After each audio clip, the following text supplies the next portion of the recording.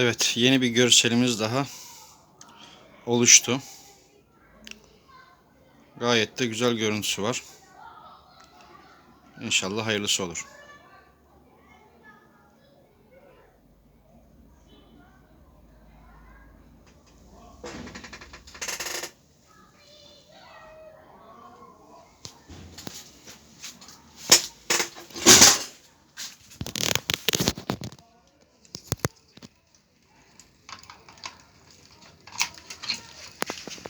Şöyle halini görelim.